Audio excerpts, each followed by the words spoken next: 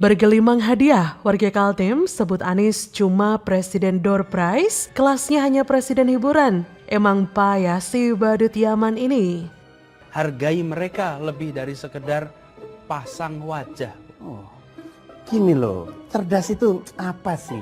Yang penting kan wajah saya di mana-mana dan memang agak mahal. Tapi kan kalau saya kepilih kan nanti balik modal. Ingat Pak, berhutang pasti ditagih. Itu dipikirin nanti aja, Pak. Pak, ini tagihnya taruh mana? Loh, kok udah segini aja sih? Ya setiap hari datangnya segini kok. Itu tagihannya ya Pak ya? Nanti aja. Jadi orang datang ke acara Anies itu ya bukan karena tertarik kepada Anies, bukan karena tertarik pada acara kegiatannya, tapi karena di situ ya ada bagi-bagi hadiah. Ya siapa tahu beruntung bisa dapat kulkas, bisa dapat sepeda motor dan lain sebagainya. Jadi kegiatan itu tidak menarik. Dan memang apalagi yang menarik dari Anies. Kalau kita melihat sejarah di Jakarta 5 tahun Anies di sini di Jakarta tidak membangun yang bisa dimanfaatkan oleh publik, malah makin membahayakan. Itu justru semakin membongkar aib-aibnya sendiri. Ribuan warga Kaltim teriak Presiden Door Prize setiba Anies di Kompleks Stadion Gelora Kadri Oning Sempajas 19 Februari. Presiden Door Prize, teriak warga Kaltim menyambut Anies Baswedan bertema Jalan Sehat. Safari Anies calon presiden di Kaltim memang bergelimang door prize. Warga menyambut gembira bahkan 20.000 kupon gratis habis dibagikan relawan Anies dari Pemuda Pancasila. Hadiah door prize mulai 5 paket umroh, 1 unit mobil, 5 unit sepeda motor, 5 unit sepeda, dan 5 unit kulkas disediakan panitia untuk menarik warga Kaltim datang menyambut Anies. Sebelumnya di tanggal 18 Februari, Nasdem menyediakan hadiah door prize nggak kalah hebat Ferguso. Antara lain 5 unit motor, 10 unit TV 32 inch, 5 unit kulkas, 20 unit kipas angin, 10 handphone, 20 unit rice cooker, 20 unit mesin cuci, 3 unit sepeda listrik, 3 unit sepeda, 10 unit setrika, dan jutaan uang tunai. Acara digelar di Taman Alun-Alun Kapuas, Kota Pontianak, Kalimantan Barat, sedangkan kupon dibagikan di gedung DPW Nasdem Pontianak Kalbar dengan tema Senam Sehat. Melihat teriakan warga Kalimantan tersebut, ternyata Anies hanya sebatas Presiden Door Prize. Kelas Anies tidak lebih dari hiburan yang hanya menjadi perhatian warga ketika hanya dibutuhkan macam badut yang diundang untuk menghibur masyarakat. Dibilang beko itu memang menyakitkan, tapi kalau faktanya begitu ya mau bagaimana lagi? Terima saja sudah, karena faktanya si badut Yaman itu memang terbukti begitu kok. Emang iya, kalau memang melihat ulahnya Anies Baswedan sejak jualan ayat, ngancam mayat, sampai pinjam-pinjam uang, semua orang akan paham kenapa si badut Yaman ini sangat tidak pantas dijalankan jadi presiden. Walau berpikirnya masih amatir, Metallica bilang, sad but true. Menyedihkan tapi itulah fakta yang terjadi. Apakah cuma Anies saja yang ulahnya amatir begitu? Sepertinya sih iya. Saya belum melihat ada capres lain yang amatir begitu. Kecuali si badut Yaman yang super duper najor tralala itu. Makanya saya tidak heran sejak jadi gubernur si badut Yaman ini sudah mendapatkan gelar terhormat sebagai gubernur terbeko dalam sejarah NKRI. Tentu saja, puncak dari segala komedi si badut Yaman adalah gelar terhormat, yaitu gubernur terbeko dan juga tukang pinjam uang. Dalam dunia persilatan perpolitikan regional dalam negeri, seorang politisi itu ya hanya punya 2 tugas pokok, yaitu mensejahterakan masyarakat, menghibur masyarakat.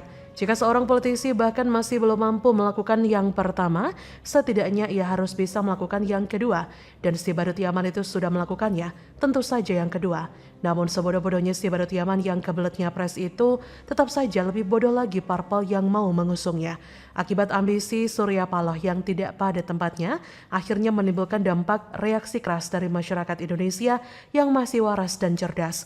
Belum sinting-sinting amat seperti halnya api yang disiram bensin yang meluas secara sporadis. Masyarakat waras dipaksa memaklumi sirkus yang terjadi. Ayam pun masa geleng-geleng kepala, kok bisa si badut Yaman yang kaya akan julukan itu dicapreskan Nasrun yang katanya nasionalis dan menjunjung tinggi semangat perubahan. Masyarakat memang harus membuat standar yang baru untuk menolak capres yang tidak layak pilih. Standar baru tersebut adalah tentang siapa yang paling bisa menghibur masyarakat dan bikin orang-orang tertawa ngakak, jumpalitan sampai guling-guling. Sebagai badut karbitan, semua habit dan kelakuan si badut Yaman itu tanpa disadarinya telah memenuhi standar tersebut dengan mengelok-ngelok dirinya sendiri dan bikin orang-orang tertawa ngakak, jumpalitan sampai guling-guling. Jadi, bagaimana menurut Anda?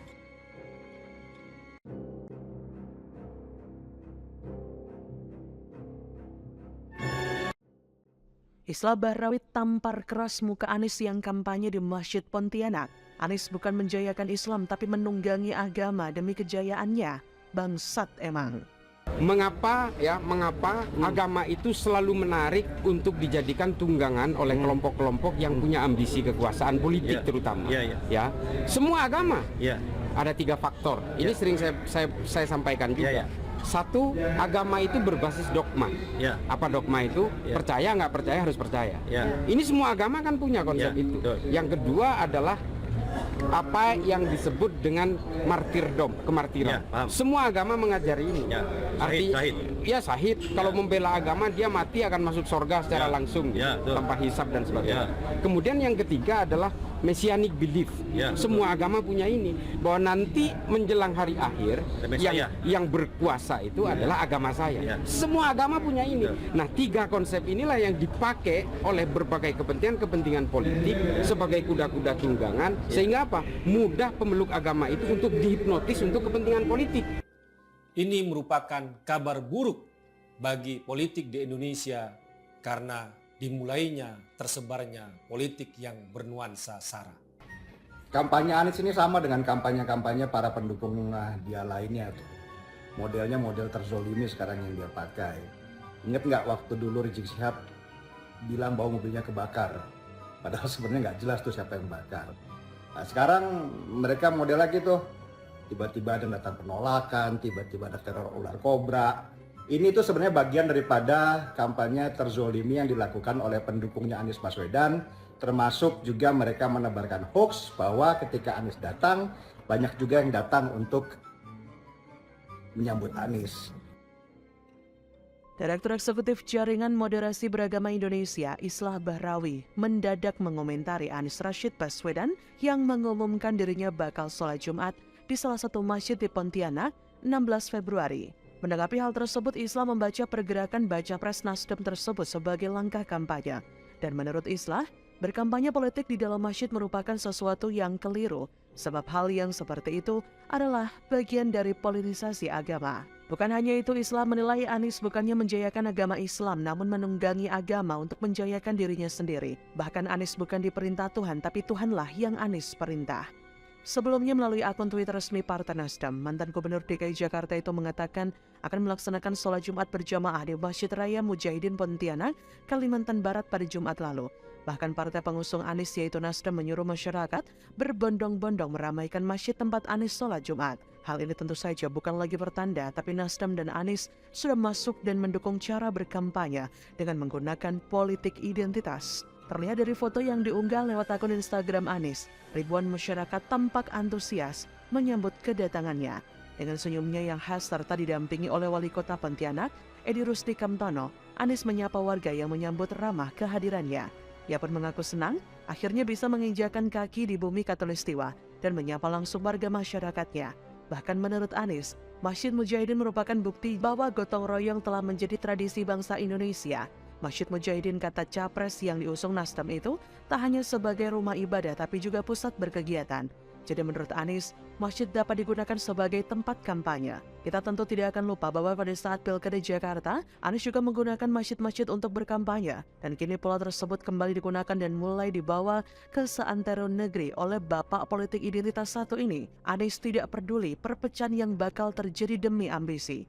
Jejak digital mencatat pada putaran pertama Pilkada Jakarta, setiap kali Ahok kampanye, para kadrun bangsa terus membuntutinya dan memprovokasi warga yang dikunjungi Ahok untuk menolak kedatangannya. Kemudian pada putaran kedua, mereka pakai cara yang lebih biadab, yaitu menolak mensolatkan jenazah para pendukung Ahok. Tujuan para imigran laknat itu jelas untuk memenangkan Anies Baswedan.